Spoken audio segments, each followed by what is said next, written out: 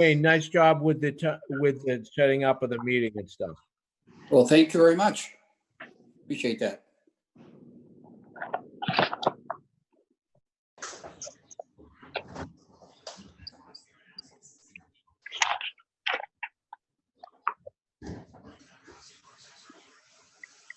It went so smooth because you had it well organized. Thank you. Make sure you get the word out that we're really happy with everybody and thank you.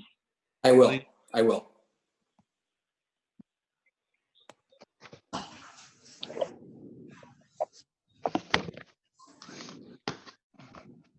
The mimosas would have been nice, though. Yes.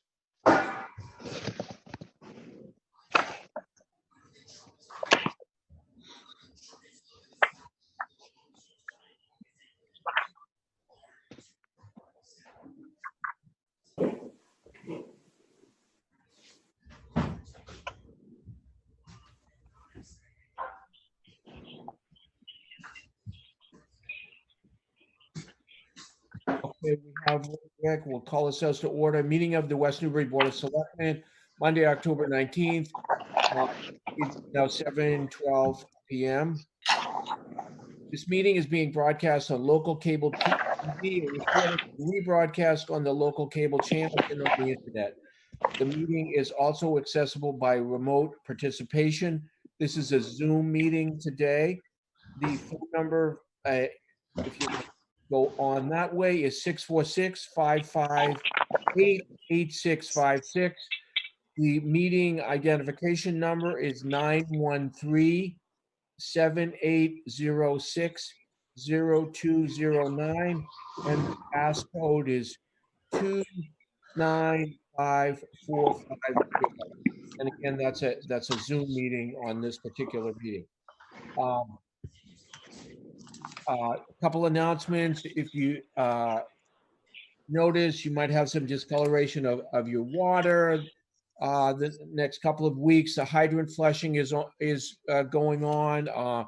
If you notice that, you can read the instructions, but you don't want to, especially use bleach if you're washing your clothes. Don't do that. You can read further details about that. I'm not going to get into home economics here. We are still looking for volunteers for the FinCom, an associate member of the zoning board of appeals. Look further at the town website to look for that. And again, news and announcements are available at to sign up at www.org/subscribe. The first regular agenda item is a public hearing. National Grid is moving pole again on Farm Lane. The other what we discussed earlier this fall actually it didn't quite work out, so we have to. So I'd like to make a motion for us to go into a public hearing related to telephone pole relocation on Farm Lane. Archibald, aye. I'll second, and Parker, aye. Kemper, aye. Okay. Who wants to be the fun person on this? Wayne or who wants to talk about this?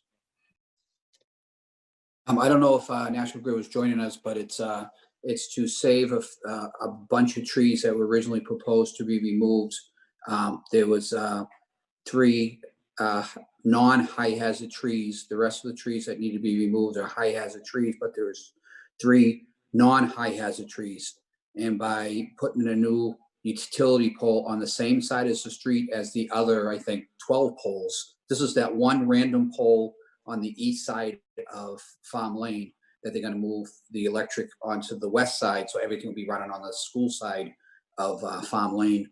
This would eliminate us removing 3 non-high hazard trees, so it keeps all the healthy trees in place and allows us to put all the power on one side of the street.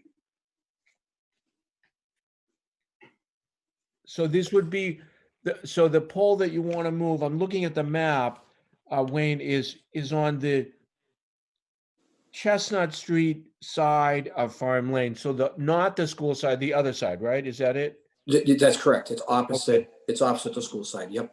And so we want to bring it to the school side. Yes, Well, that sort of makes sense, yeah. it does. And then if Verizon moves their stuff off that old pole, National Grid would actually remove the pole from across the street. It will be gone. So right now it stays until Verizon removes their stuff off the pole, which could be some time. National Grid is trying to get power to the school yesterday, so that's why we want to put the new pole in across the street, run the new 3-phase power in there, and then if Verizon takes their stuff off the pole on the east side of the street, then there'll be no utility poles on the east side of the street. Okay. Is there some other callers? Is there anyone from the public that wants to comment on this? I have a question though, Archie, when you get to it. Okay, I just want to present myself. My name is Paulo Sattler. I'm a National Grid engineer. Oh, okay. I'm here to answer Right. any questions that you guys may have, but I do want to echo what Wayne said about us. We're not currently going to relocate that pole. We're going to add an additional pole just on the other side of the existing pole. So our entire power line stays on the school side, and that avoids cutting unnecessary trees Okay. at Farm Lane. So am I under the understanding that, so is this public hearing was for pole relocation? So we don't have to have a public hearing because you're just adding a new pole? Yeah, we are not relocating pole 7-1 right now. Sorry, the existing pole is pole 7. That's staying right now. We are adding one additional pole. We're not relocating the other one at this moment. We just need to have the new pole set so we can do our portion and have power installed. And eventually Verizon would probably want to switch over to the other side as well. But we sent that request to them, but they haven't said yes or no yet to that. I know, I got you. So this doesn't pertain to you. So Michael sorry. McCarron. You there yet? I'm here. So do we still have to have the same public hearing? Yeah. About Oh, putting absolutely, 'cause a new pole in it, because it just says the public hearing. So we're having a public hearing on a new pole, not a relocation. Right, it's to install a new pole 7-1. And so what we talked about before, or I saw an email, now that we're not cutting down any trees, this has nothing to do with the public, that bylaw about scenic trees. Correct, because you're not, Okay. since you're no longer cutting down any trees, there's. That are non-hazardous, We have the That are ability to cut down non-hazardous trees without going through that whole. So you're process. not running afoul of the scenic roads bylaw or the Okay. public shade tree law. Okay, thank you.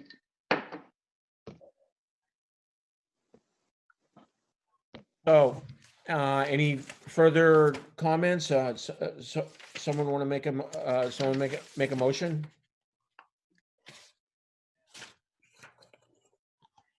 What does the motion have to be, Mike? I've got it here. I'll read it.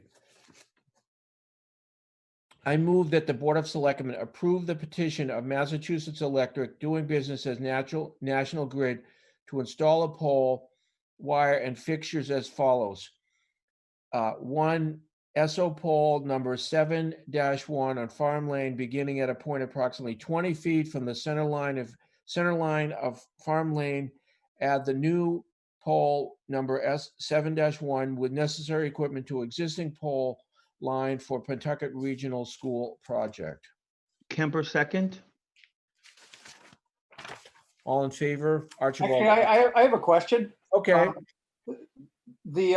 What does SO stand for? And when we refer to SO poll number 7-1, what does SO stand for? SO stands for solely owned poles. Okay. Interesting. Thanks. You're welcome.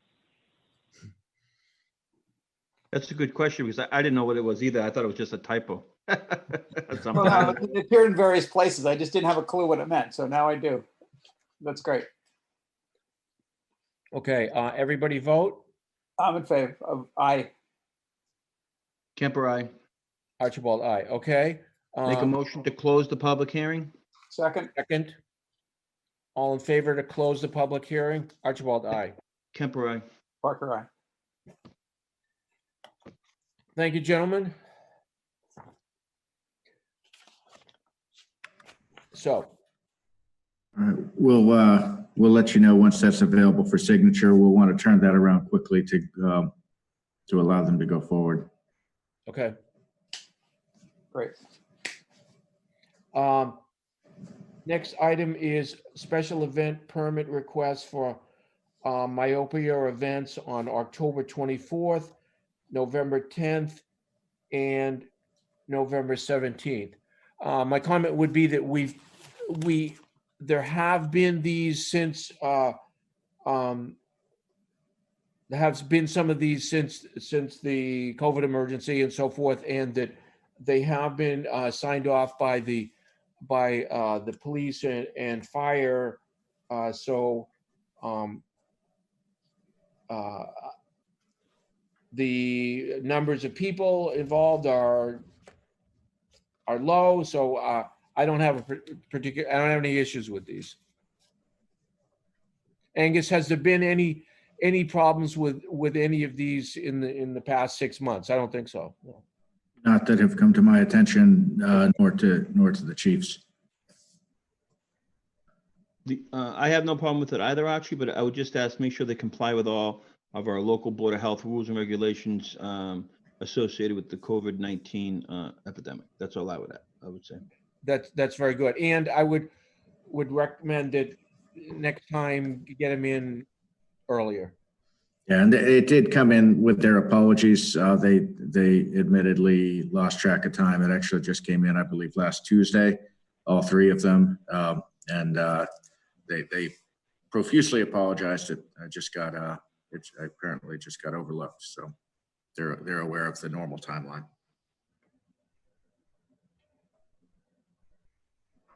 So I would make a motion to approve the three Myopia Hunt Club special event permit requests for October 24th, November 10th, and November 17th. Second, All in favor? Archibald, aye. Kemper, I. Parker, aye. Next item is discussing safety protocols for trick or treating and whether what the Board of Selectmen weighing in on that. This is something that the usually the prerogative of the police chief when Halloween takes place, and also in terms of safety protocols that would be seems like it would be under the purview of the Board of Health. What does everyone think about that?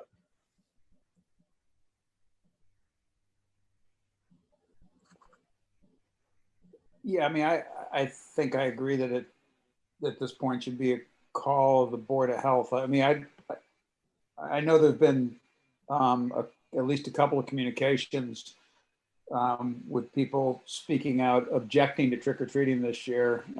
But I think given adherence to appropriate rules, that it can, my gut is that it can still be done safely. And yeah, I'll just leave it at that. That would be, I would agree with that, Rick. And my feeling is if people don't want to participate, then that's completely fine. Just like any year, you don't have if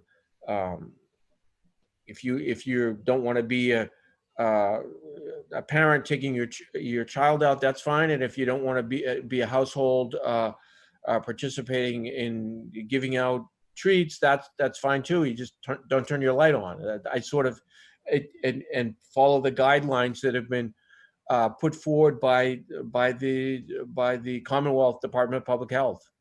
So that's the way I look at it. Yeah, so do I. A couple things. It's generally, if I'm not mistaken, it's from 5 to 7. What about entertaining to have it a little earlier? I know we set the clocks on November 1st this year, so it won't be dark at like 5.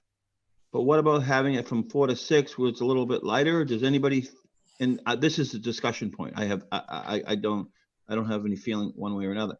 You think when it's a little bit lighter out, it's just easy to see things? If we're going to be following protocols, it's just a better way of being able to see, to make sure those protocols are being done for families and they feel more comfortable when it's lighter than darker. I don't know. That's just a feeling I have. I don't even know. I can't substantiate it with any, whatever, reasons or any.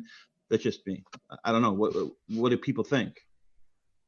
Would that help people's skepticism about us not doing it? I mean, I've gotten some no's, but overwhelmingly, I've gotten responses that we should proceed with it, but obviously under the strict guidelines that are set forth in our packet tonight. Halloween with COVID-19 tips for safe and healthy Halloween.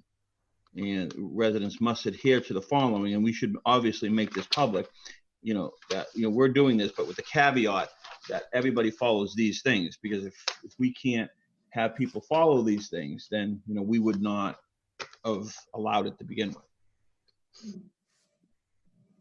So that's fine. So this is if I'm correct, Halloween is a Saturday, is that correct? So, It is. Yeah, I don't even know. Is it? I Yeah. don't have a. yeah, so time wise, there's going to be, we're not going to be, Work. you can Work look with at it two ways. There's not going to be people commuting home from work at,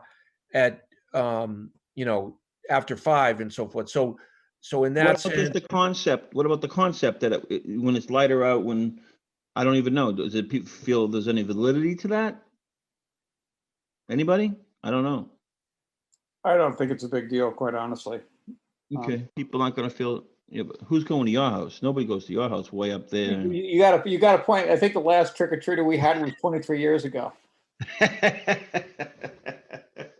So, hey, if they come to your house, you better be giving them a big bar, not one of those small little ones. Yeah, we used to put out a big box, and any kid that came could have everything in it. But Yeah. 23. Okay, so that person went up on a tractor. yeah.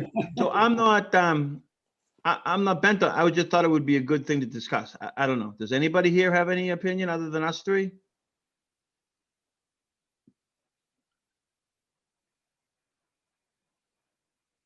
My feeling is because it's a Saturday, I think there's that the traffic issue isn't there. People have plenty of time to be to be organized and to take precautions and stuff. And I would if we do it 4 to 6, there'll be absolutely, kids like to have at least a little. We have to make it a little bit of Yeah, that's part of the atmosphere. a little then bit do it- dark. That's part of the Okay, they do it from 5 to 7. I would hate to. I mean, then let's not change. If nobody really feels that it would help defray the people who are feeling that it's not a good idea we do it to begin with, then let's just keep it the same time it's always has and not mess people up. That's what I think.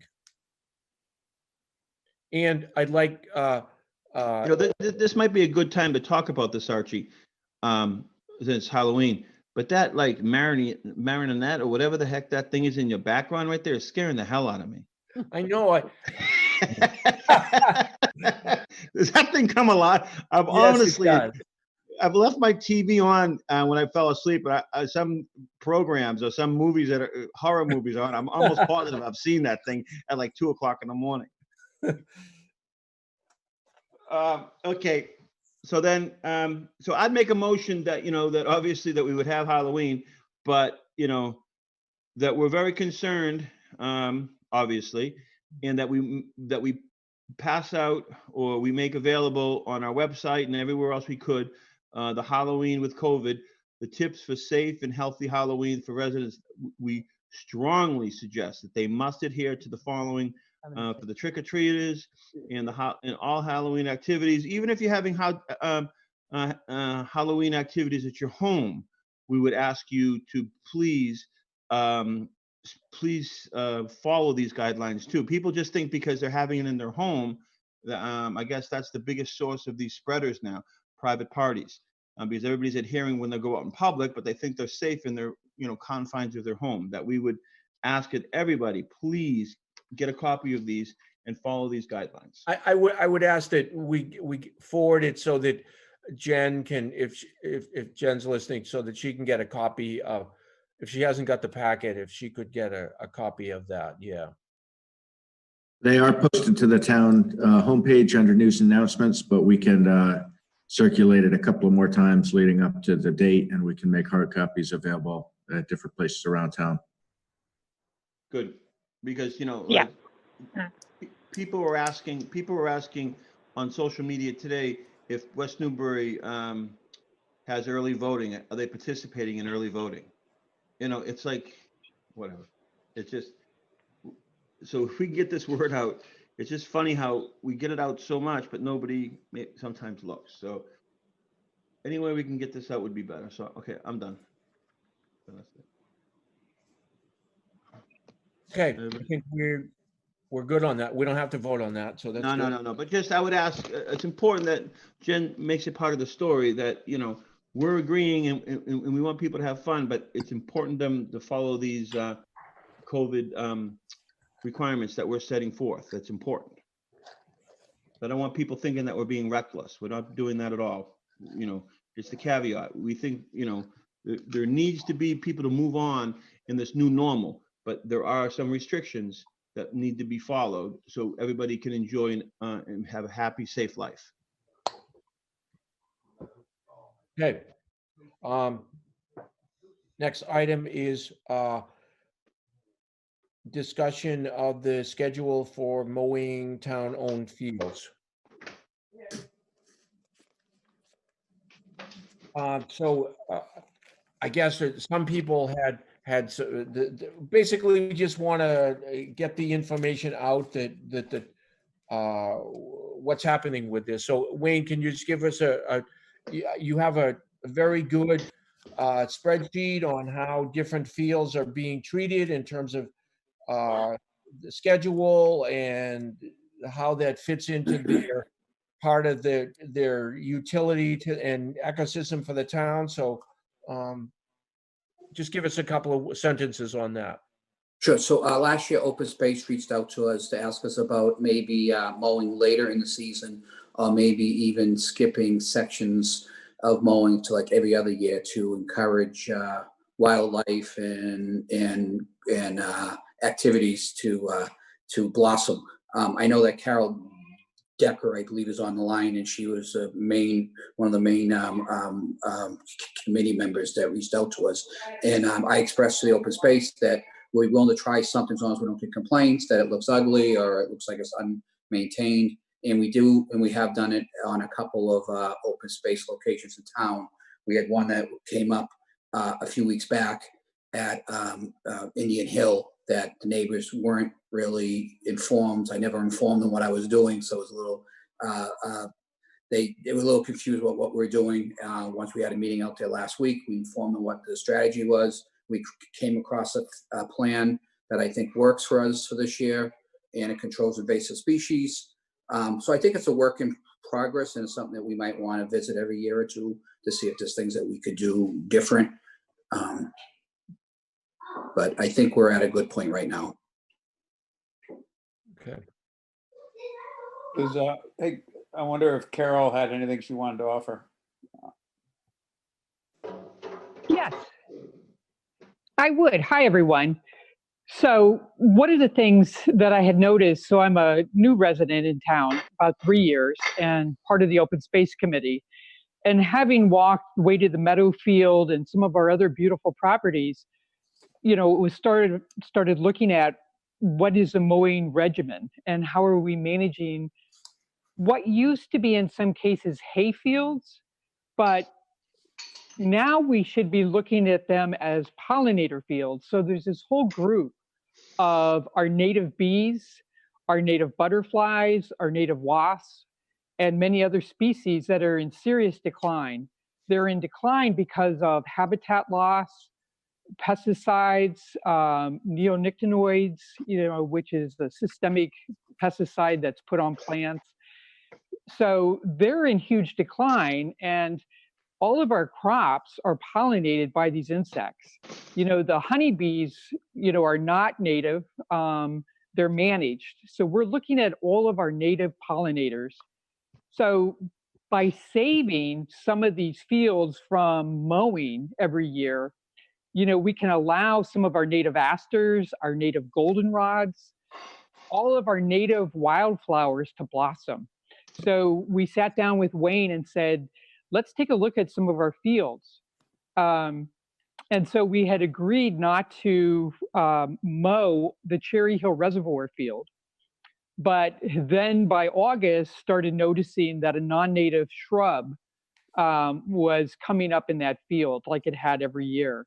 And so it really needed to be intensely mowed. And yet Wayne agreed they left a whole area for some of the native plants. So really in long term, we really would like to work with Wayne, as far as, and Wayne maybe even finding grants that we can really do some more intensive management of these fields. And, possibly as we can work with volunteers in the future to be able to look at plans to get rid of some of these non-native species. And there's already a group in town that's forming to look at some of our non-native invasive species. I mean, we have this wonderful opportunity to really make use of some of these fields that are really meadows. We should call them meadows anymore, because like even the Indian Hill isn't really managed now as a hay field. It's not really being hayed. That was intensive management. So that's what we're up to. Could I speak to this a little bit? Sure. So Archie, how I kind of got involved was, I think people felt like they were losing their ability to use the fields.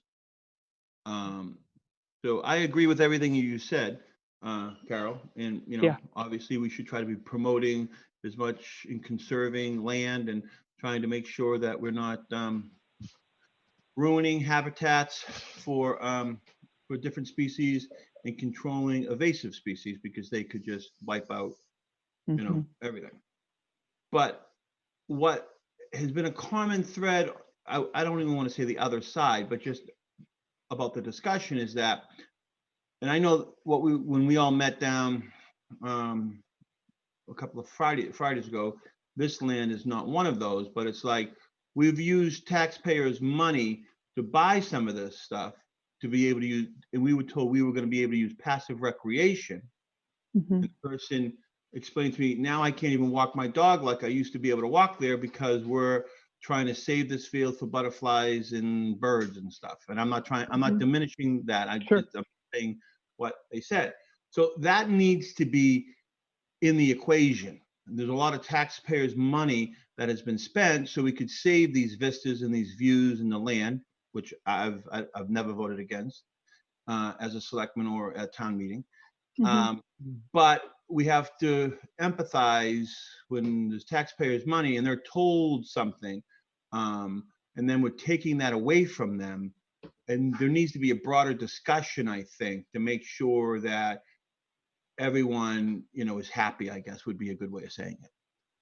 Sure. And, when we had that meeting, and I felt, because Wayne and I talked further with Polly, and, that field had been mowed twice a year because it was in hay production. And, really what we're talking about is mowing the fields later in the fall. That would leave as many of our native species up for our native bumblebees later in the fall, before they are able to overwinter. So they would then have this mowed vista from November until probably June. And then we also talked about that there would be a perimeter path around the field like they do at the way to the river hayfield, which everybody uses. And even looking at that field, ideally, if it could be mowed in half, so you would leave half of it as insect refugia, more or less, it would reduce some of Wayne's mowing. But then we would still need to make sure we don't have non-native species in there, and they may need to be like the multiflora rose. But certainly, I agree with you, Glenn. We have to work with everyone, and I felt we had such a good meeting a couple weeks ago, and that people were, I thought, pleased. I don't know about that. I think we had a great meeting, but I don't think everybody walked away from that meeting pleased. But you're right, we did have a good meeting. But I would characterize it as a very good meeting. And people were, some people, and then when it gets around town, how people doing it, they're nervous now because they're not sure who has real control over mowing the fields, and they're not really sure. That it always starts to have questions. So I think that meeting was important because I think that it helped I think it helped a lot of people's questions. And my point being is that I think there's just, if we're going to have a program like this, we need to make sure that it's widely known ahead of time. People are able to have some input, and nobody shows up to these meetings, and then everybody starts. Then you get 1,000 phone calls. Why didn't you have any meetings? We've had 3 of them. Nobody. It was on our website. All that kind of stuff. But as long as we make some type of effort, that if there's going to be a program like this in place, that there's input on both sides, and hopefully we can come. Sometimes meetings, the most productive meetings, where people feel, what, I got 50% of what I wanted, and the other person says I got 50% of what I wanted.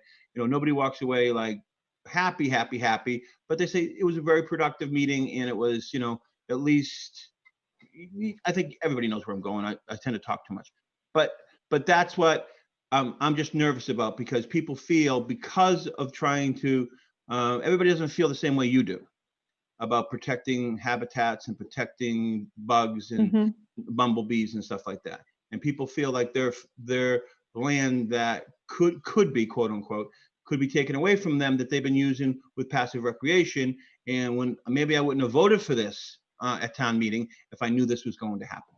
You know what I mean by that? So I do. That's, I just wanted to make sure that side of the story was, brought in there. And I think it's all going to just work its way out. I honestly believe that.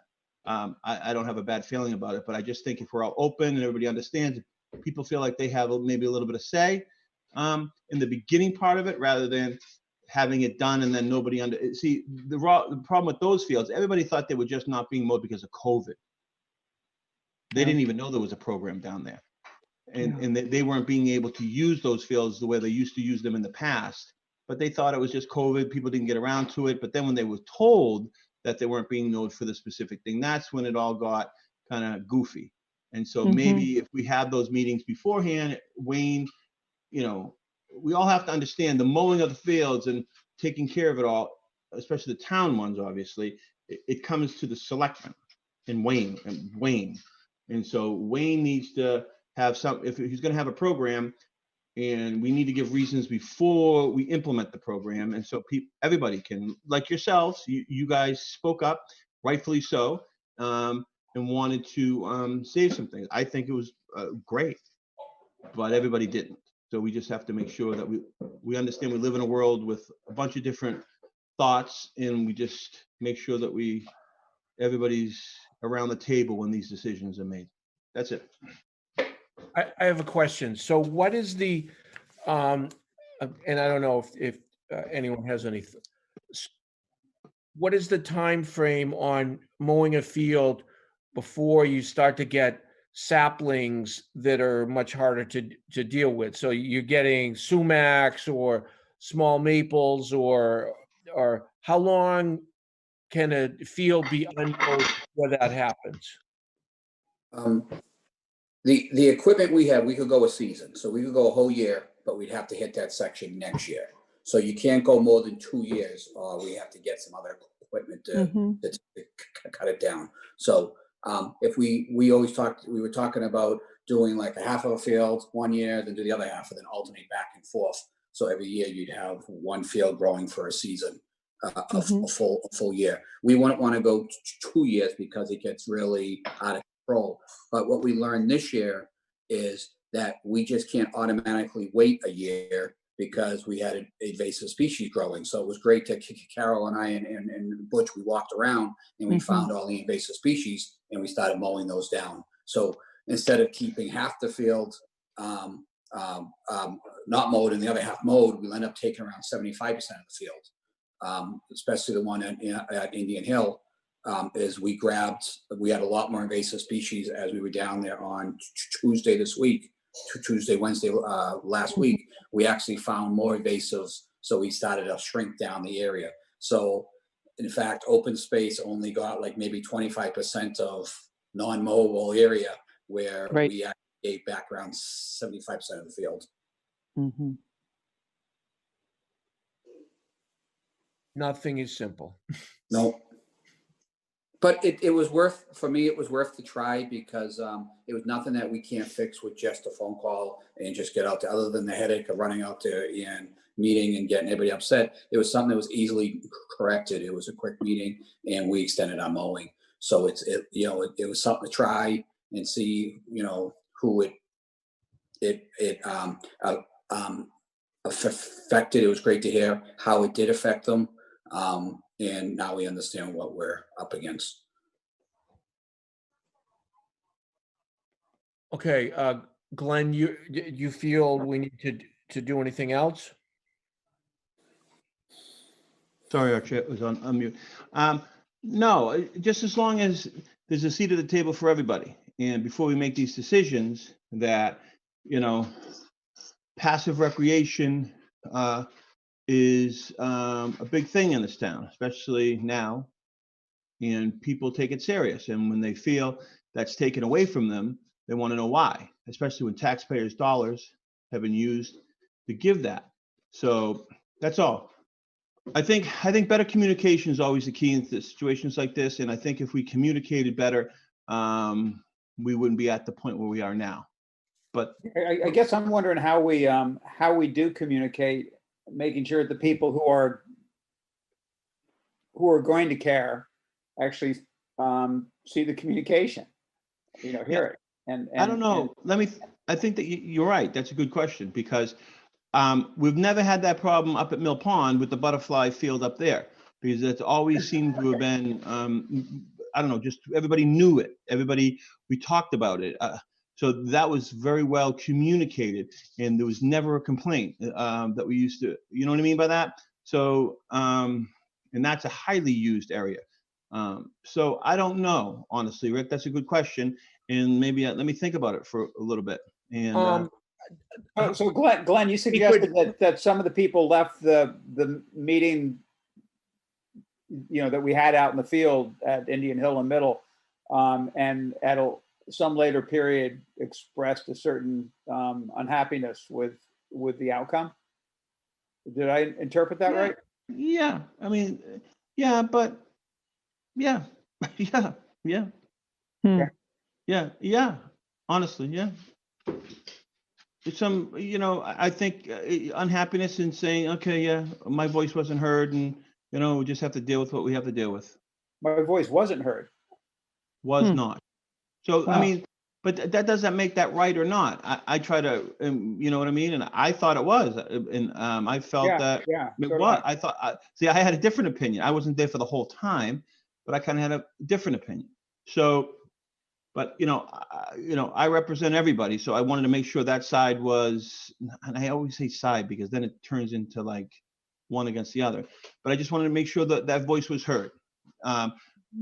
But I honestly believe, I don't think this is going to be a contentious thing as long as it's all out in the open. And I'm not saying it wasn't out in the open before. So I don't think anything nefarious was going on. I don't want people to think that way. But I just think it's important that if we're going to have a certain plan that is going to take away things that people have been enjoying right? That we need to make sure that we communicate those beforehand. And maybe somebody will say, you know what, 30 people could come back up and say, you know what, no, that's not good. Like, I think the compromise was down there, mow half the field and then mow the other half of the field. You know what I mean? I thought that was a good one. And How about this? Just, or maybe throwing it out nobody will there. come forward. If there's something that is, why can't we have just on a tree near near an entrance to one of the fields, say, if there's why can't we just have a sheet in a piece of plastic on the tree to say, this is what we're doing with this field, if you're curious, to give people information, and so that you want people, the people that actually are interested in that particular place, they're not going to know where to find it, but if they're actually physically at that place, if there's something that seems like it's an issue, maybe we can actually just have a paragraph or like just Xerox Wayne's spreadsheet here and just put a laminated sheet near the site. That's an interesting idea. It's funny. We used for, another purpose, we posted material and then we put a QR, which I've done nothing with before, but we put a QR code that, you scan it with your phone and it basically takes you to a website with a much fuller explanation. So that was something that, was set up for the MVP committee. And I think it worked at least for some people it worked. I'd never used it at QR code before. It was kind of cool when it's a simple thing. You just scan it with your camera and takes you to the site. And that might be an interesting, I don't know. I don't want to get too complicated. I'm not sure who's going to support that. So, and I guess Do any decisions have to be made tonight? Wayne, do any decisions? Oops. Wayne, maybe do any decisions have to be made tonight? No. I think we've made the decision out in the field, and what it is what we decided is what we decided. I don't think we're doing any more changes at all. I think everybody's pretty happy with the plan we had. I think we're done for now. If we propose anything new, we would find a way to advertise that word to the neighborhood that it's affected.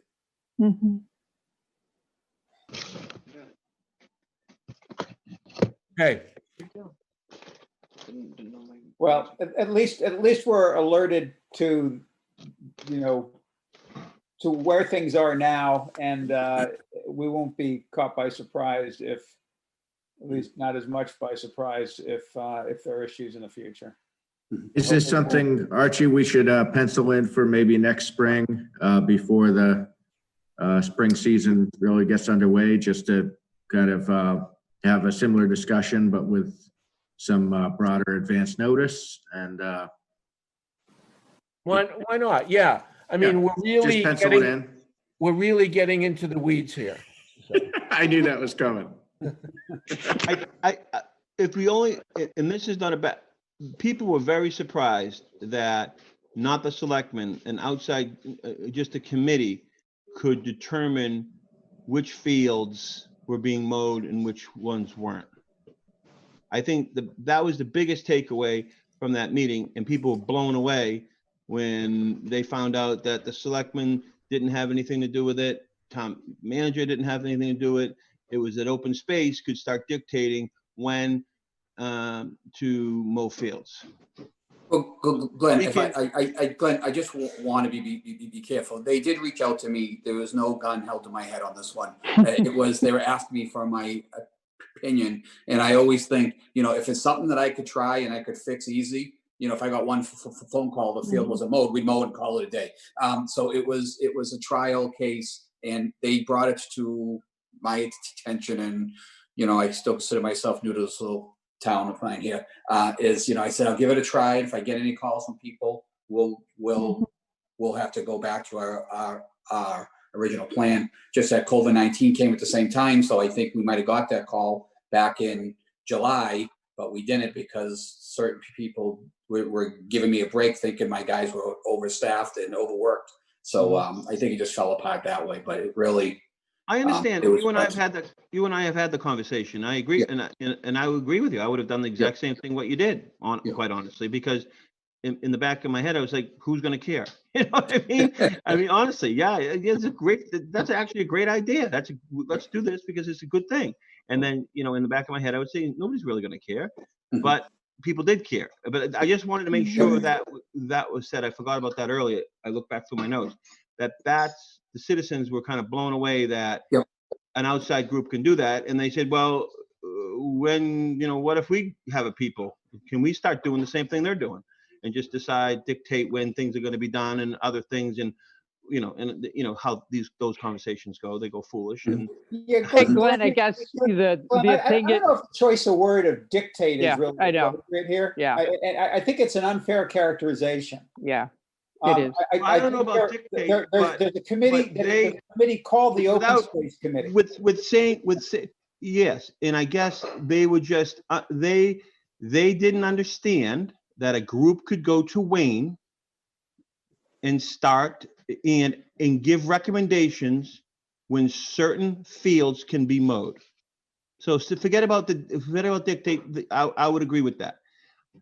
That they were blown away that open space.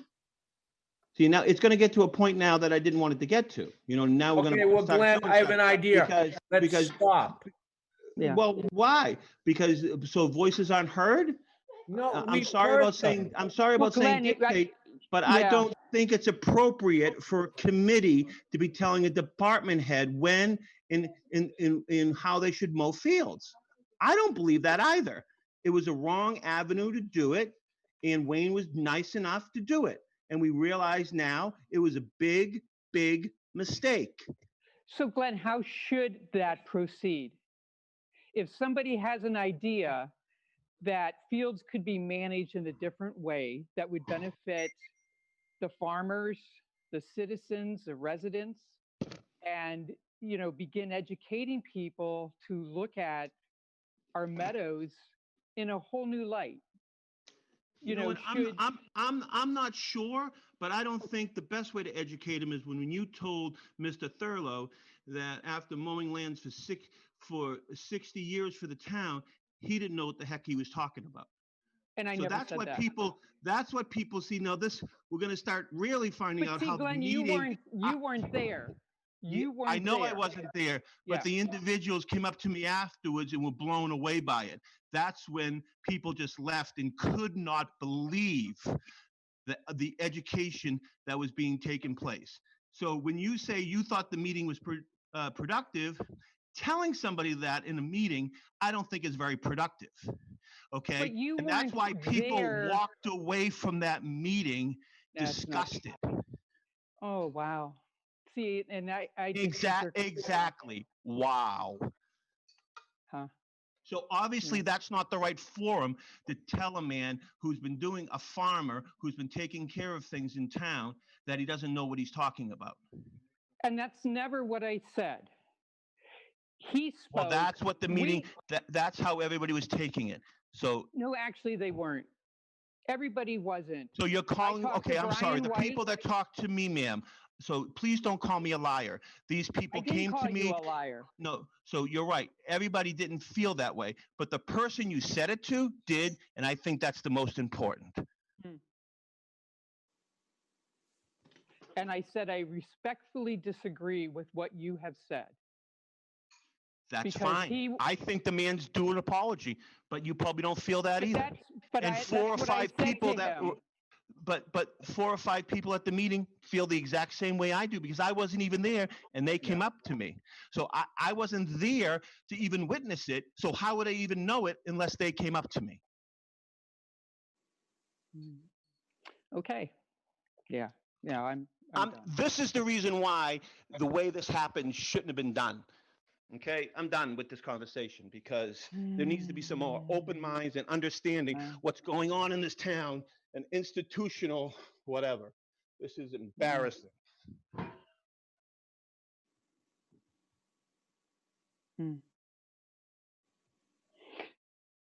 So again, I would ask if somebody from a committee has ideas on how open space can be managed, how should those proceedings go? I mean, I I certainly, would think they should come to the Board of Selectmen, to be honest, because the Okay. Open Space Committee, one thing that I have to say, agree with Glenn on is the Open Space Committee is a committee appointed by the Board of Selectmen.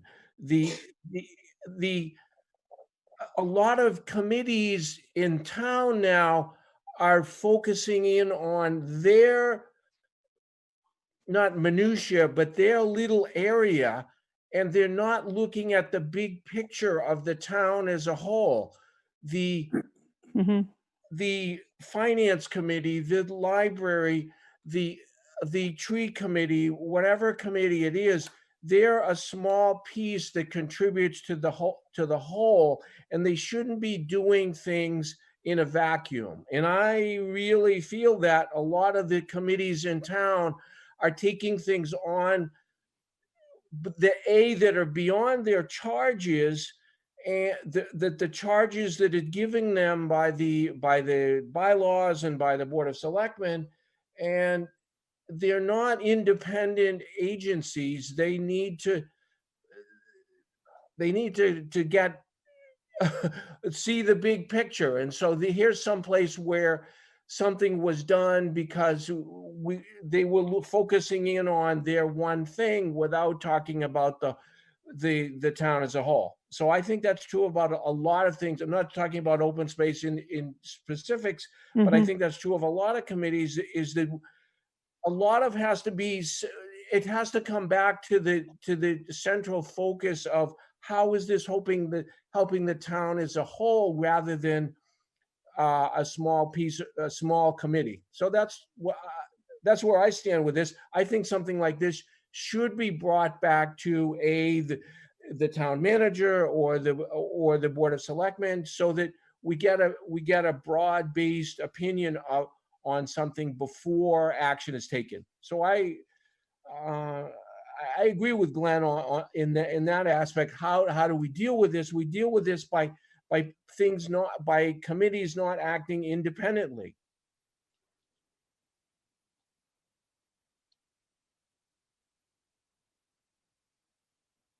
Okay. So we will formulate some plans and bring it to the selectmen. Maybe meet with Wayne and see what, meet with Wayne first, or meet with the selectmen and come up with a different plan.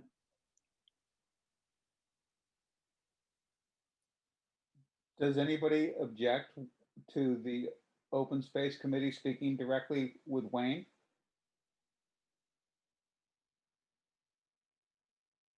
I have no problem with that. That's probably the first place to start. You have a discussion with Wayne and say, hey, this is what we're thinking. And then maybe Wayne can even give some good insight of saying, yeah, we have the ability to do that with the equipment that we have. Or, you know what, that's a great plan. But if we want to try to implement that, that's going to take another $50,000 piece of equipment. So maybe we don't do it that way. I think that's the great way to start. And then the whole plan comes to us. I have no problem. Yeah, Wayne, I think would be a valuable asset to them.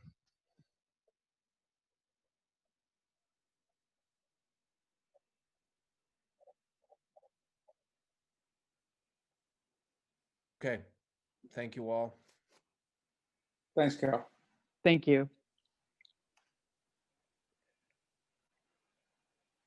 Next item is approve the warrant for the state town, for the 2020 state election, Tuesday, November 3rd, 2020. I'm looking for the,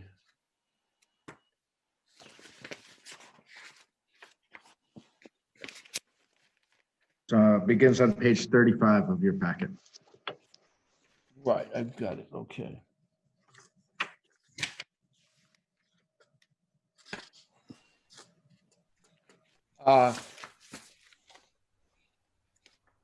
I'm move that we approve the warrant for the 2020 state election as described on page 35 through 37 of the Selectmen booklet. I'll second that. Further discussion? All in favor? Archibald, aye. Kemper, aye. Parker, aye. All right, I'll prepare the copies and have them available for signature in the selectman's office. Okay. Thanks, Mike. Next item is the building inspector, Jocelyn has requested to be appointed the community floodplain administrator. This is a plus for the town. It allows him to sign off on documents related to floodplain insurance and FEMA issues, I'm certain. So he has the necessary training for this. So I would say this is a no-brainer. I would I have to move- ask the question. Does it cost us any more, will it cost the town any more money? I don't think it would, but does it? No, it does not. Okay. I have to ask, right? Okay, I would move that, Archie. Okay, I don't know how to say it all, but yeah, I would move what you said to make him the floodplain. Administrator. Yep, thank you for floodplain administrator. second, all in favor?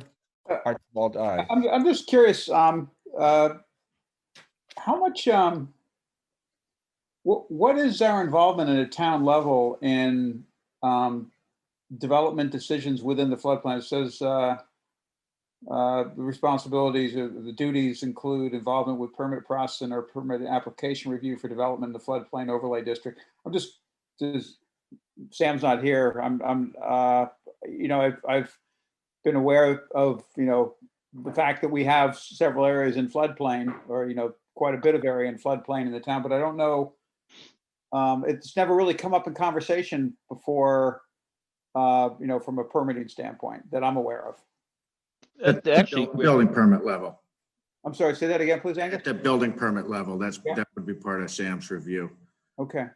so it's a good question, Rick. So he could like say yes or no to something, like, if somebody wanted to build in the floodplain, being this administrator right now, then he could say, I don't think it's a good idea. It's, in the floodplain district, or this is, I don't even know what the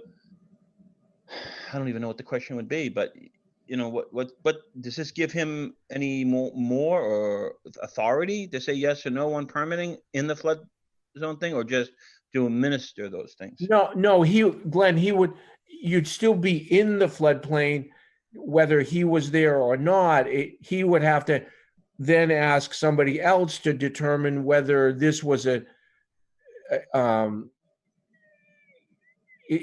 other words, he'd have to ask someone else to sign off on whether this was acceptable in a floodplain. Yeah. Okay, Well, and he has the credentials to make those decisions himself, so we don't have to contract out to it. Right. Yeah, I mean, there are FEMA maps that apply to everywhere in the country, including West Newbury, but I've just never, I've never seen it come up or heard it come up in conversation before. So, I mean, this is just educational for me, understanding where is the decision actually made. And it is officially needs to be the community floodplain administrator, apparently, which in this case will appropriately be the director of inspection. So. Remember, Glenn Closey was this for many years. Yeah. He had been appointed that. So. Oh, had he? Okay. Okay. I didn't know that. All right. Yeah. And one of the things is, remember the FEMA map, the firm maps, I should say, federal insurance rate maps, they're done on a 1 to 1,000 foot scale. Right. So one of his duties is that, when you actually have somebody there to make a determination of whether you're in it or not.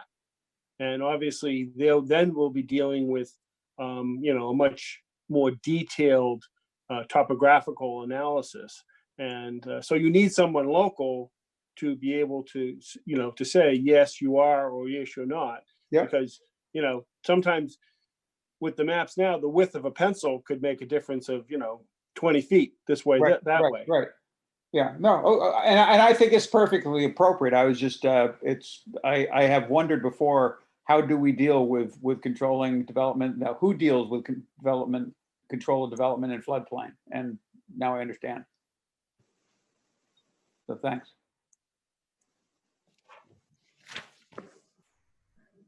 Okay, we had a motion and a second. All in favor? Archibald, aye. Camper, aye. Parker, aye.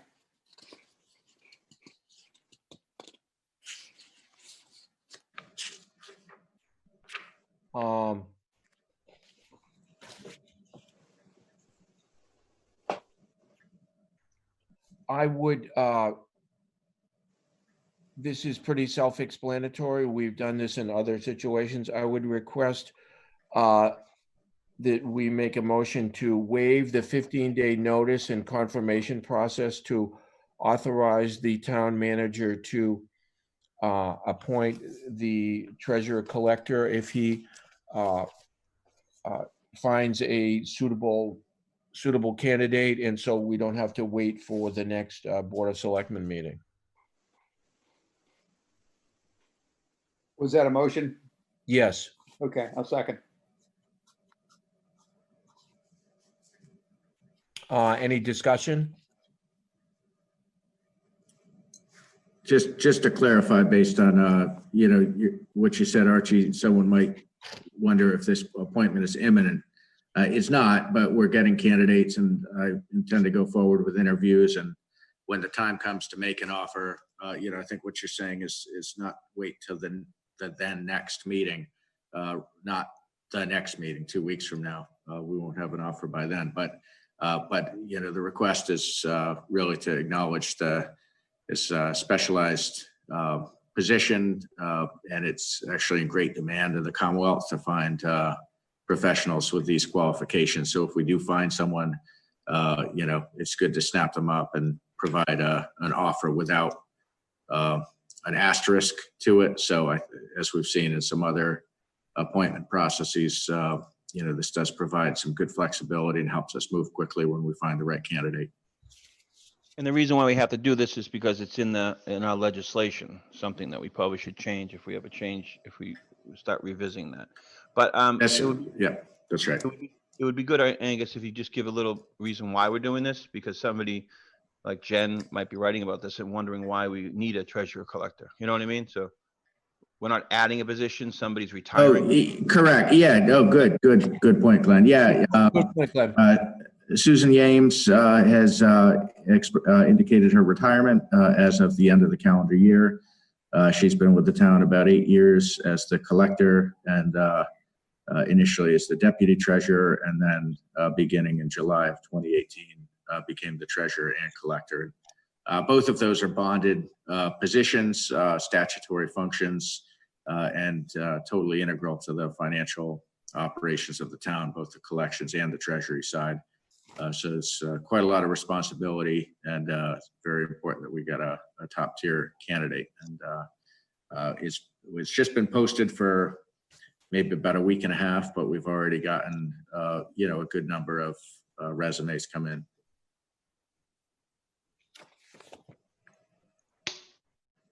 And under the town manager legislation, this position is under my appointing authority. But as with other appointments, without the board's waiver, it would require that any appointment not become effective until 15 days after I notify the Board of Selectmen.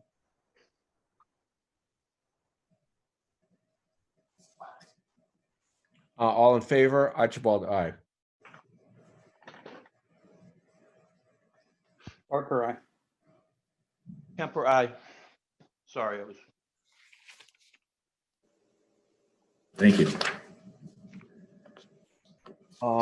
We have 3 sets of minutes to go over. on. Make a motion to approve the minutes as, I have a couple of corrections, but I'll read the minute dates first. September 8th, September 21st, and October 5th. On page 1 of the September 8th minutes, a couple of people's names are spelled incorrectly. I believe at the bottom it should be Kathy Feary, and Joe Heyman's name is spelled with an E, not an A. And the third person down should be third from the bottom should be Kathy Feary. So I'd make a motion that we approve those September 8th, 2020 minutes with those corrections. Actually, I have another question. Yeah. I mean, I could second that, but let me just find this again. On page 47 of the packet, it's shown as page 8 of the minutes, but page 47 of the overall packet. The paragraph reads sunset date on fire rescue vehicle and Board of Assessors consultant for utility valuation. Everyone thinks no needed. I think two things got rolled together there. The sunset date on the fire rescue vehicle and the Board of Assessors. I don't think they were related in any way.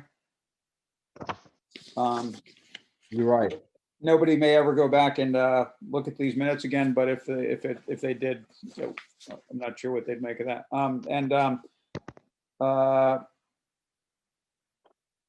And September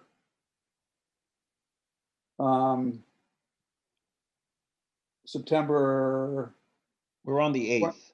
20.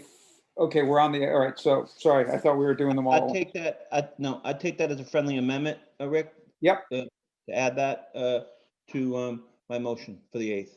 Okay. I'll second then, because I don't think anybody'd second. Okay, all in favor of approval of the September 8th minutes with those corrections? Aye. Kemper, aye. Aye.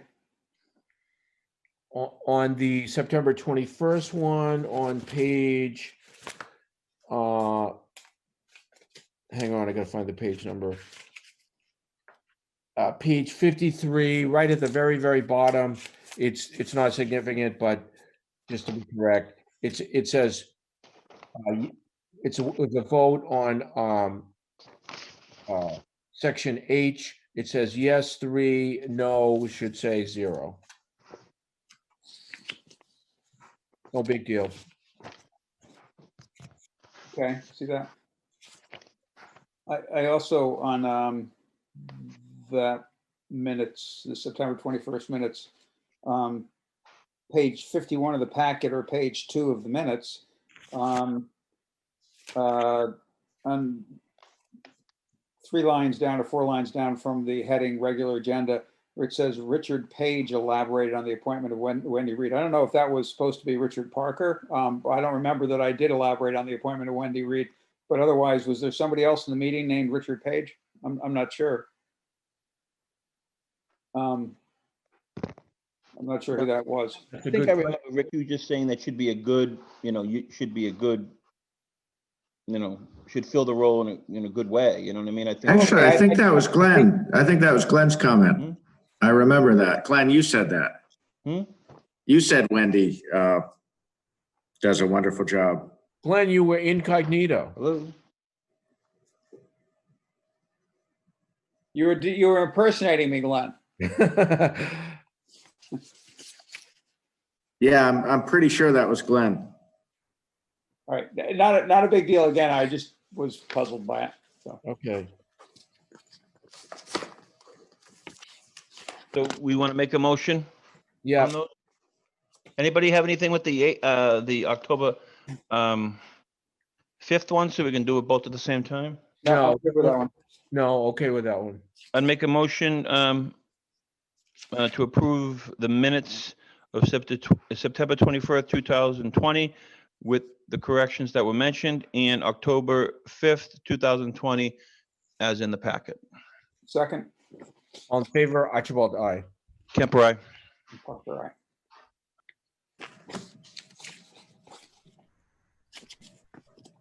Okay, we just have some brief updates on things going on with the town. There is a lot going on in the town of West Newbury, lots of projects, and I just thought it was incumbent upon us to tell people a little bit, just brief snippets of what's happening.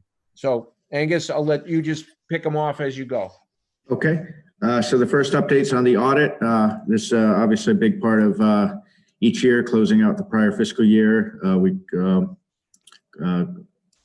The year ends June 30th, and it takes a couple of months to get all the books closed out and all the receipts and expenses and all of that to work through. So this week, today, our auditing firm, Roselli, Clark & Associates, arrived first thing this morning. They just left actually during this meeting tonight, and they typically work morning into the night, sometimes it's the late night for the entire week. So this big focus of the finance department this week, as it has been really right along since June 30th. So once the books have been formally closed with the auditor, that's when we submit all our paperwork to Mass DOR for year-end closeout and free cash certification. And at that point, we would also schedule a presentation at a future selectmen meeting for presentation of the audit findings and management recommendations. Do you want to take questions as we go, or Archie, you want me to just run through all of the updates? Keep going. Okay. Treasurer collector position we spoke about briefly earlier, but I have included in line with past practice when there's the board had set kind of policy direction early in my time here on the amendment of personnel job descriptions, that if that basically they are amended with the vote of the appointing authority, and for positions that are under the town manager's appointing authority, that if I make changes to job descriptions, that I would then bring those forward at the next board meeting to share with you as an informational item what changes were made. So you have a redlined copy of the treasurer collector job description with just some housekeeping revisions to better reflect the responsibilities and functions of the position. So I made those changes before the job was posted. And I think I had circulated it previously, and I know I got comments from Archie, and those are reflected in there as well. You can see it's a very meaty job. There's quite a lot to it, so it's very important. Next item, the Soldiers and Sailors Building. Town Council Mike had sent to the contractor or the architect back on October 9th, had sent a proposed form of contract. That's currently under review between town clerk and the architect. Earlier today, we got a suggestion from Rick, I think very constructive, helpful suggestion to make sure that the energy efficiency is fully taken into account. And I don't know whether that has any implications for the design work or not, but certainly it's good, Rick, that you raised that now, because if it does have any fee implications, we certainly want to know that now and not later. So we'll make sure that that's part of the conversation, that we're taking advantage of, the best available, retrofits, as well as if there's grants or incentives out there. Right. Well, the program that was pointed out to us a week and a half ago, I think is a new program, as far as I can tell from conversation with Lori from National Grid. And that was why I shot that email over to you today as soon as I had the information, because it's timely, I guess, before things are too far down the road. If there's, something that's advantageous for us to take it, to grab it. Yep, it's good. It's good. Yeah.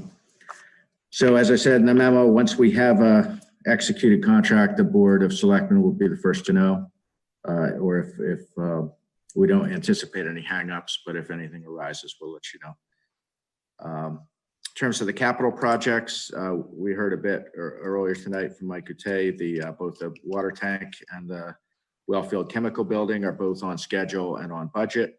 Mike Couttet's department's been overseeing the vendors in the field, as well as with the assistance of Tate and Howard. Both projects are expected to be complete by the end of this calendar year. My office has been working with insurance to get the projects added to our policy, which is more paperwork than you might expect, but we're on top of that. And the risk manager was out on site about a week and a half ago, touring both sites to make sure that those are both be added to our insurance timely.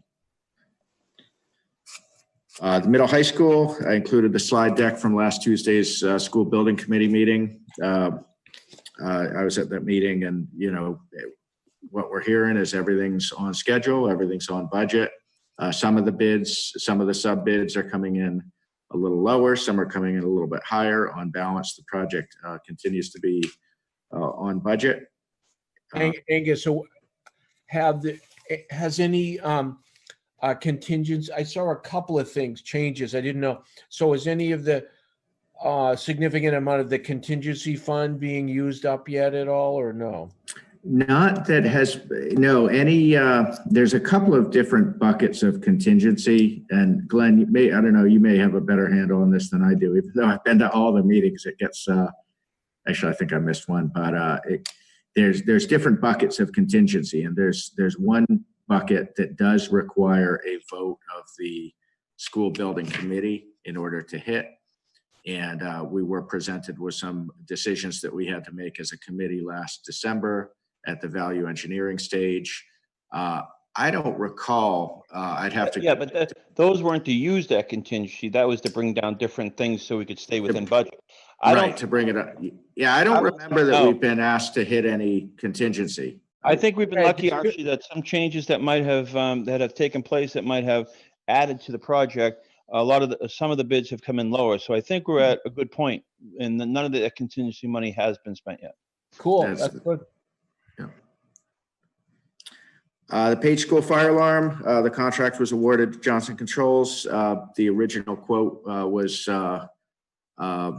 done based on kind of broader numbers. It was that building and generally correct, but since the funding was approved, it got to a higher level of design.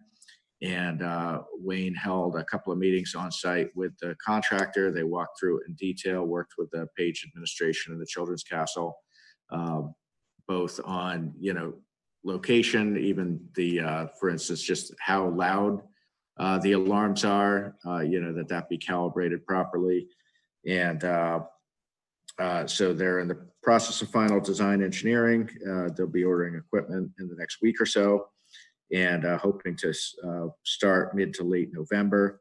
It is a 12 to 16 week project. So part of the pre-contracting work was to come up with a schedule that would not interfere with the school or the Children's Castle. So we're able to do that by working 4 to 12 shifts, 4 p.m. to 12, so it won't interfere. And so Wayne's been coordinating all of that, and that work should be done probably February of 2021. And that's a $300,000 project, so that's obviously a major improvement to the town's facilities. Do we get any, when we have that upgraded, would that be a help to our insurance or not? I haven't asked that specific question, although we did just in the last week get our updated insurance binder, and I've been in touch with our insurer, and we've got a call set up in a couple of weeks, so I'll be sure to ask that question. I have to think it would help. Wayne, I see you turned your camera on. Do you have an insight on that? Well, I'm not sure if it's going to help the insurance, but the chief, the Children's Castle and the school don't talk to each other, the alarms. So if you have a fire in the castle, the school doesn't know. So this was, driven by the chief to say, I need to be able to know what's going on in each building, and each building will have a separate alarm. So if there's something going on in the Page School, you go to the Children's Castle and figure out what's going on in that, or vice versa. So just the public safety part of that was the driving factor on it. I'm not sure what the insurance part of it is, but it's definitely more of you don't have to go into the basement of the school to figure out where the alarm is. By then, you're a little late now if you're in. So. Thanks, Wayne. Next topic, the electric vehicle charging stations. We have signed a vendor contract. We got an extension from National Grid. The grant had originally provided that work had to be complete by October 30th. We now have till November 30th. And since the vote of town meeting on yesterday to allocate the funds for the 5-year warranty, we've signed the agreement for the warranty. So all the paperwork is in place. There is going to be a pole relocation that's needed, and Wayne is working with National Grid to coordinate that. So I put in an estimated completion late fall. The goal is November 30th. That's the target. We'll see if we need another extension from National Grid by a week or two. Probably we could do that if we had to.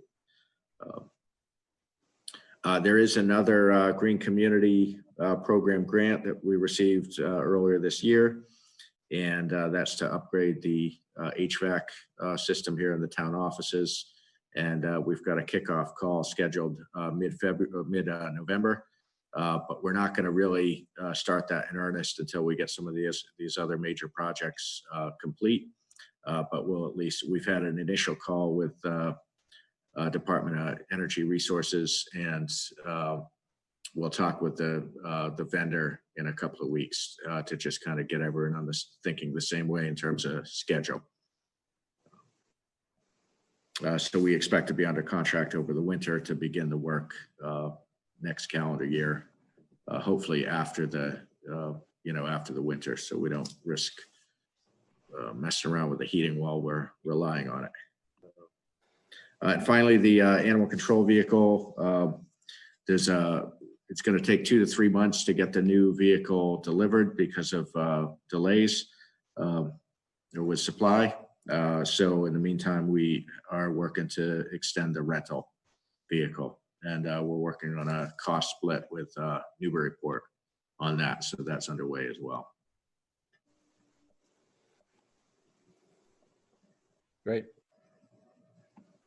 So Angus, just on that one, so you've got a vehicle, there is a vehicle now, right? We signed the order last week to approve the purchase. But unfortunately, it's going to take 2 to 3 months for the dealer to get the vehicle, deliver it with all of the, painting and fit up needed to be the animal control vehicle. I just wondered how you rent a vehicle that's going to be used as an animal control. Be carrying random animals. Carcasses in the glove. I was going to say, sometimes those animals aren't alive. Right. Yeah, that's why we bring that back to up. Enterprise. They're not going to be too happy. No. Right. Yeah. No, we specified up front what the purpose of the vehicle would be, and we knew it would be tough to get a rental that would be available for that purpose. And that's part of why I went with a pickup, and we're glad to get one. The our insurance says replacement, right, of the other That's vehicles, right. Whatever. Correct. Yep. Now, because of the replacement's going to take a little bit longer, do they have an obligation to pay for the rental more than, what was it, a month? Yeah, their policy was a maximum of $1,500 or 30 days. As it turned out, the rental rate is right about $50 a day. So it ended up being, basically they'll cover it for a month. So Newburyport had offered to pay our deductible, the $1,000. I've gone back to them to say, what about the additional rental cost? Because obviously it's our obligation under the agreement to provide a vehicle, but it was obviously totally beyond our control that the vehicle was brought out of service. So I'm in correspondence with the finance office over there, and I'm looking to minimize, if not totally eliminate, any town costs for this. Good. Thank you.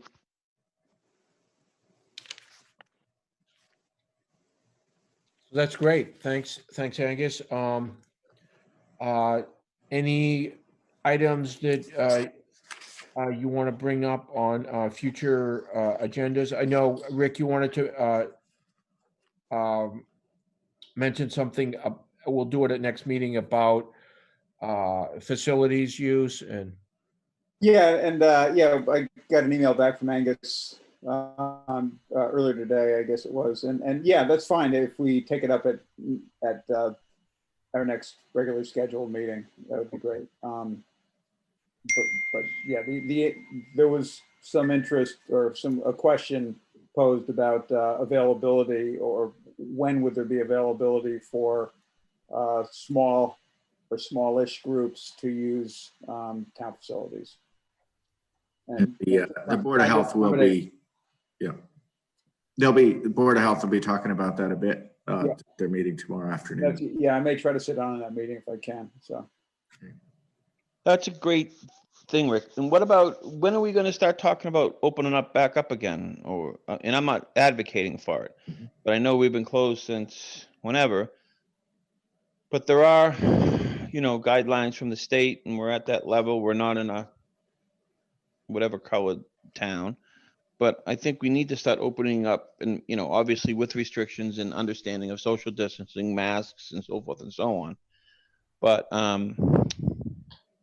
when do we start opening up again? Everything, like the library. When, I mean, I was asked by somebody at the food mart when they went in there to get their packet the other day. It was just, they were getting their for town meeting, about the library. He goes, I always get it at the library, but it's closed. You have any idea when it's going to be open? You know, proper social distancing. Are we discussing any of this? Or I think people just, I don't know. I think it's time to maybe have a real serious conversation that, again, we have before, but I don't know. If you can go in a restaurant and eat at a bar, why can't we have proper restrictions at our library so people can go in and use it? All those people are getting paid still, right? And they're working from home, and are they showing up every day? Do we know? Just as a library, just for instance. It's a combination. Okay, so I would actually like to have it a broader thing. I think Rick's point to have it on the agenda is a good one, but, you know, broaden that to maybe the library. And I mean, why can't we have 9 people at a time at a library, in that big library? I don't know. All right. And this was an older person, you know, that's the place, you know, they went and read the paper, they went and, I don't know, whatever. Yeah. Let's discuss it, Glenn. Yeah.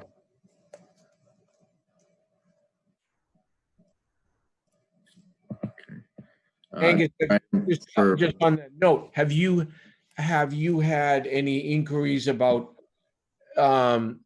people, and we'll discuss this next time, but have you had any inquiries about people not happy with town services, they can't get a hold of anybody, or whatever with the way the town hall is at the moment? I have not, but that doesn't mean there aren't people, or, you know, nothing's come to me. You know, I think that the issue of the use of facilities for other meeting space is something that comes up very regularly. So I think that's something that's, you know, I know there's some impatience about that. In terms of general level. Non-town things. Correct. Yep. Okay. So, no, I think all of this is very timely. So let's talk about both of those areas. Yeah. Okay. Good. Yep. Just a couple of other items I've got coming up. There's some discussion in the region about looking at potential regional purchasing of health insurance and whether that could be a cost savings. So I'm going to a meeting later this week in Salisbury with some other towns in the region to talk about how that might work and whether that might be something we would want to consider. So I'll report back to the board at the next meeting on how that goes and whether that's something we might want to look at. And the thing that's you know, what's regional mean? I know the definition of regional, but yeah, it depends. And that's a great idea. I don't know why nobody's thought that before. It's like the Small Business Association. You get your insurance through them because they have a bigger group and they bring forward, you know, more people. Interesting. Yeah. Another thing that's just really unfortunate timing, but is something we're going to have to deal with is our hazard mitigation plan is only good for 5 years, and that's going to run out about mid-2021. So that's another thing that's being talked about in the region is potential regional update to the hazard mitigation plan. It's required to have a hazard mitigation plan to be eligible for post-disaster assistance from FEMA. So it is very important to keep that plan current, and it is not something that we really have any capacity locally to do ourselves. So there is a grant that MVPC is looking to apply for, and the deadline to apply for the grant is until January, but they did look for an initial statement of interest. And much as I'm remiss to look at yet another grant, yet another initiative, yet another plan update, when, you know, it's all we can do to, you know, just the day-to-day work. It is a mandate, and it is something we're going to have to do. So I did express the town's potential interest, and so I'll include that on a future agenda to get into a more detailed discussion of what that's all about. It seems like all these plans are coming end on your reign. I think we probably should have put that. I think we should have probably put that in the post. We need a town manager, and just so you know, all of these ridiculous, not ridiculous, all these plans you're going to have to get all this funding, this are all going to come due in the like first 2 years you're here. Well, the irony, Glenn, I mean, I worked for FEMA back in grad school in 99 to 2000, 2001. And that was when the legislation, it was 2000 that this Federal Disaster Act passed that actually required local communities to do these plans, because it always was a good idea to do it, but it wasn't a requirement for funding. And I wrote in my graduate thesis about the capacity issues of all of these small towns across, you know, 50 states. And are they all, you know, and my basic point was, are they going to have the capacity to do this? But more importantly, to actually implement it and to do it in a meaningful way, or just to have this cookie cutter template that like you adopt it and you pass it, but really, does that really do any good? Anyhow, that's a discussion. Yeah, actually, so this is actually the opportunity for you to answer the question that you posed in your thesis. I mean, you've been working on this for decades. Yeah, The answer is no, we can't do it. Right, but we'll do it anyway, and you know, we'll do the best we can. But no, we did one up in Hamden, we did one down on the South Shore. I've been part of a few of these. So what you said something that I was going to ask the question. So this was done 5 years ago? This was done regionally 5 years ago. Yes. Oh, so this is a regional thing. So this is not something that West Newbury is unique in doing itself. No, and that would be the advantage of doing it regionally again is okay. And then why couldn't you just, you know, has anything changed?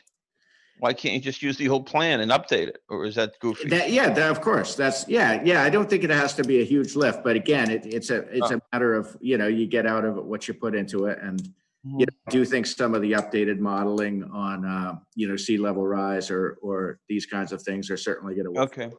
You know, I got you. But yeah, no, it's very, and to be clear, it's an update. It's an update to something that's not that old. So okay, thank you.